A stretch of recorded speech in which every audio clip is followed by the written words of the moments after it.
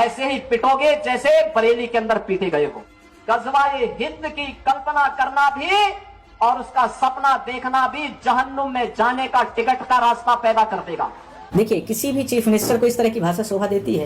ये क्या बोलना चाहते हो? मुझे लगता है, मैं आपके कैमरे के माध्यम से इस बात को बोल रहा हूँ, मुझे लगता है कि सीएम साहब आपसे बेहतर तो जो 5वीं क्लास का बच्चा भी बैठता होगा ना, पढ़ा होगा, वो भी आपसे बेहतर भाषा का उपयोग करता है। मुझे लगता है कि आपको इस तरह की भाषा जब बोलने की आपके ऐसी इच्छा रहती है तो आप चीफ मिनिस्टर का पद को छोड़ दीजिए। दूसरा, आप हिंदू मुस्लिम करते हैं तो इससे आप बहुत बड़े दुनिया में आपकी इमेज नहीं बन जाएगी। तीसरी बात, इसके साथ में शिक्षा व्यवस्था से आदमी विश्व गुरु बनता है। आज चाइना की इमेज आप जैसे चीफ मिनिस्टर वहां पर ना खड़े भी नहीं होते हैं। चौथी बात इसके साथ कहना चाहता हूँ, शिक्षा व्यवस्था ही दुनिया का सबसे बड़ा मतलब हमारा विश्व गुरु है, उसी के माध्यम से हम आगे बढ़ सकते हैं। आपसे भी मैं पूछना चाहता हूँ कि जब आपने वो चीफ मिनिस्टर नहीं थे तो आपका जो गोरखनाथपुर का वो है, क्या नाम है उनका आश्रम मठ, उसमें कितने पैसे थे? आज इतने कितने 100 करोड़ रुपए आ गए, उसमें कहाँ से आ रहे हैं? आपकी कौन सी अर्निंग है? कहने के लिए तो आप पियरी पहन करके बैठे हुए हैं, आप वहां पर बैठ गए हैं। कहने के लिए तो यही है कि आप जो है सन्यासी बने हुए हैं और करने के लिए आप पूरा उल्टा पुल्टा काम कर रहे हैं। क्या एक सन्यासी, किसी भी धर्म विशेष का व्यक्ति, किसी भी जाति का व्यक्ति जो सन्यासी होता है, जिसका भाव ही यही है कि वो जो है तो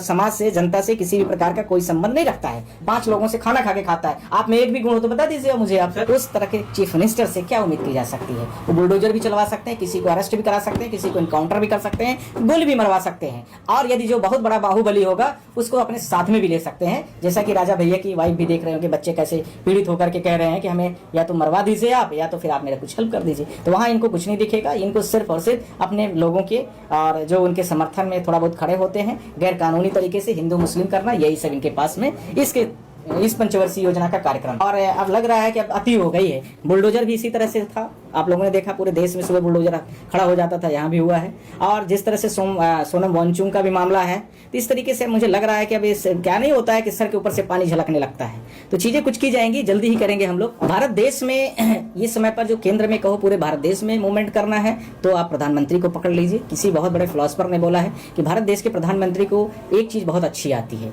और जिस व्यक्ति ने बोला है उनके पति जो है, मुझे लगता है कि वो वाइफ उनकी फाइनेंस मिनिस्टर भी हैं, उन्होंने बोला है कि भारत देश का इकोनॉमी का अभी नहीं आता है, सिर्फ और सिर्फ हिंदू मुस्लिम के अलावा। तो ऐसी बातों में आप समझ सकते हैं कि किस लेवल के हैं सेंट्रल के।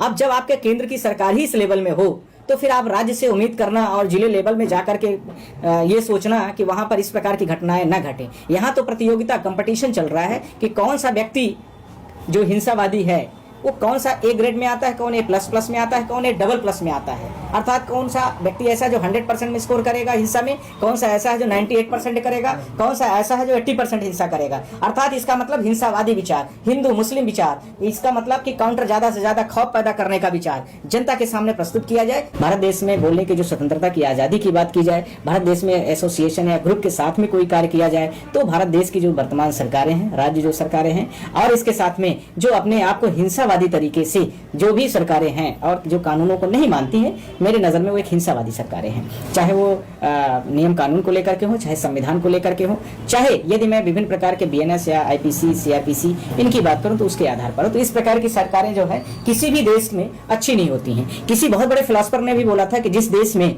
जनता रोड में न दिखे वो समझ लेना चाहिए कि उस देश में कुछ अच्छा हो नहीं रहा है। अर्थात इसका मतलब हो गया कि स्वतंत्रता की जो आजादी है जो जनता के पास दी गई है, वह यदि विरोध के तौर पर जनता सड़कों पर आ रही है, ग्रुप में आ रही है, मीडिया में आ रही है, साथ में विभिन्न प्रकार तरीके से पीसफुल तरीके से प्रोटेस्ट कर रही है, इसका मतलब वह देश में अभी भी कहीं न कहीं पर कॉन्स्टिट्यूशन या संविधान या लोकतंत्र जीवित हो सकता है। पर भारत देश में ऐसा यदि कहीं शुरुआत होती है तो भारत देश की सरकार जो है तो उसको बंद कर देती है। इसका सबसे बड़ा जीता जागता उदाहरण नहीं एक ही राज्य में नहीं है, भारत के विभिन्न राज्यों में, विभिन्न जिलों में दिख रहा है। मान लीजिए कि भारत देश में जो मुसलमान है या मुस्लिम है या क्रिश्चियन है या पारसी है, उसकी पॉपुलेशन कम है। ऐसे में मान के चल रहा हूँ कि भारत देश में जो हिंदू है 80% के आसपास में है।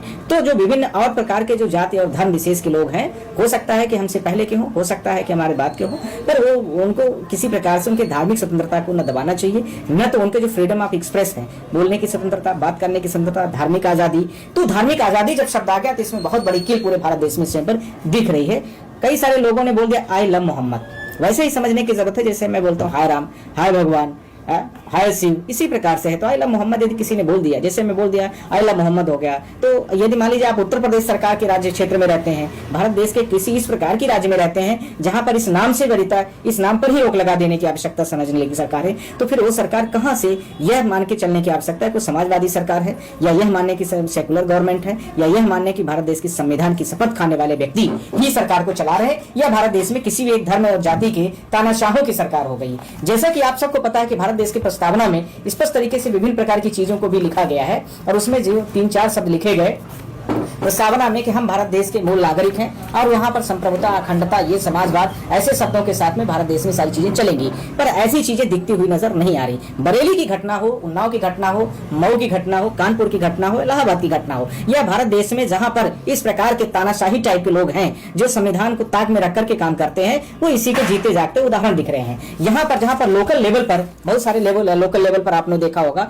कि जहां लोकल लेवल पर धर्म और जाति का नशा चढ़ा करके और इस प्रकार के चीफ मिनिस्टर हो या इस प्रकार के नेता हो, एक ही शब्द बोलना चाहते हैं कि हम भारत देश के बटोगे तो कटोगे, इनके हर जगह नारा होते हैं। उनके पास ना तो कोई शिक्षा का मॉडल होता है, जहां पर आपने देखा है कि कितने 5-6 हजार स्कूलें यूपी में कितनी बंद कर दी गई, आप लोग बेहतर डेटा 27,000। इसके बाद में आप देखेंगे इनके पास टीचरों को लेकर के कोई मॉडल नहीं है, इनके पास रोजगार को लेकर के कोई मॉडल नहीं है। बच्चे यदि इनका शांतिपूर्ण तरीके से आर्टिकल 19(1) का भी उपयोग कर ले तो भी डंडा खाना पड़ेगा, 2 लोग होंगे तो भी डंडा खाना पड़ेगा, और डंडा ऐसे भी नहीं मारा जाता, ऐसे मारा जाता है कि दोबारा प्रदर्शन करने लायक और शायद परीक्षा में बैठने लायक भी छात्र नहीं बचता है। इसी प्रकार की सरकारें जब भारत देश में बढ़ रही हैं, तो ये पूरे भारत देश के एक राज्य की बात मैं नहीं कर रहा हूं, पूरे भारत देश के समस्त राज्यों में इस तरह की घटनाएं दिख रही हैं। बरेली की घटना में जिस प्रकार से 2 व्यक्तियों के पैर में गोली मारी गई और उन्होंने सिर्फ उनका एक ही गुनाह बोला गया था कि उन्होंने आई लव मोहम्मद बोला, और एक का नाम था तौरिक रजा खान, दूसरा का नाम है ताजिम। इन दोनों लोगों को मेन गुनाहगार बताया गया और इनको यह बताया गया कि धर्म के जो वहां पर सारी चीजें धार्मिक तरीके से पीसफुल तरीके से हो रही थी, इनके ऊपर यह दिखा दिया कि रिवाल्वर छीन लिया, तो ये भाग रहे थे, तो इनको इनकाउंटर करने की कोशिश की गई, रिवाल्वर से जो डीसीपी या पुलिस था उसको मारने की कोशिश की गई। ये सारी चीजें इस प्रकार से रेमर बनाई जाती है और उसके आधार पर किसी व्यक्ति विशेष पर इतने धारा कानून आरोपित कर दिए जाते हैं कि जैसे वो मीडिया के सामने आके अपनी भीख मांगना है और जीवन में सिर्फ सांस लेना ही इस देश में रहना संभव मान ले, साथ ही साथ में यह मान ले कि हमारे जो पूर्व जन्म में हमने कर्म किया था उसी कर्म के आधार पर हम जिएंगे, भगवान ने जो विधि और विधान ने दिया है उसी के आधार पर हमें आगे भी बढ़ना है। संविधान सिर्फ किताब मात्र तक रख जाता है और साथ ही साथ में भारत देश के जो कानूनी अधिकार दिए गए, संवैधानिक अधिकार दिए हैं, वो जनता न मांगे। ये दिमाग लेगी तो उनके ऊपर इतने धारा, इतने सेक्शन लगा दिए जाएंगे कि उदाहरण के तौर पर आपने देखा होगा कि 5 साल से एक व्यक्ति जिसका ट्रायल तक अभी तक शुरू नहीं हुआ है और वो जेल में पड़ा हुआ है, कहने के लिए भारत देश के संविधान में आर्टिकल 21 का वायलेशन है, जहां पर कोई भी व्यक्ति को इंप्रिजमेंट राइट के लिए ऐसे नहीं वायलेट किया जा सकता है। जिस प्रकार से देखने के लिए सुप्रीम कोर्ट देख रही, हाई कोर्ट देख रही, सब कुछ पूरे भारत देश के तमाशा देख रहे हैं। ये सारी चीजों के साथ में मैं कहना चाहता हूं कि जो मल्टीपल अरेस्ट हुए हैं, जो 1000 के आसपास में, कटोगे बटोगे के जो नारा दिखा करके जनता को डरा करके हिंदुओं के राइट्स को खत्म करने की कोशिश की जा रही है। मल्टीपल अरेस्ट हुए हैं जो 1000 के आसपास में, कटोगे बटोगे के जो नारा दिखा करके जनता को डरा करके हिंदुओं के राइट्स को खत्म करने की कोशिश की जा रही है। जो जनता को दिए गए अधिकार हैं, संवैधानिक अधिकार हैं, इसी तरीके से सब पूरी तरीके से विकृतियां खत्म कर रहे हैं और ऑर्गेनाइज तरीके से जो प्रोटेस्ट हो भी रहे हैं, संवैधानिक तरीके से भी हो रहे हैं, उनको भी पूर्ण तरीके से बैन करने की कोशिश की जा रही है। इस प्रकार से भारत देश में जो 5-6 जजमेंटों को मैं आपके सामने आज रेफर कर रहा हूं, जिन जजमेंट्स के आधार पर भारत देश में यदि इस प्रकार से कोई भी व्यक्ति कहीं पर करता है तो उसको कंप्लीट तरीके से वो सरकार को गैर कानूनी माना जाता है, उस सरकार को गैर संवैधानिक माना जाता है और इसके साथ में वह सरकार पर सुप्रीम कोर्ट खुद भी सुमोटो ले सकती है और खुद भी संज्ञान ले सकती है। ये भी पहला तो मैं आपको आर्टिकल 26 में बात करना चाहता हूं, जहां पर रिलीजियस राइट्स दिया गया है। आप लोग भी, मैं इसको थोड़ा दिखा भी रहा हूं और इसके साथ में आप लोग इसकी स्क्रीन को भी देख सकते हैं। यहाँ पर रिलीजियस राइट्स और उसके आर्टिकल 26 और आर्टिकल 28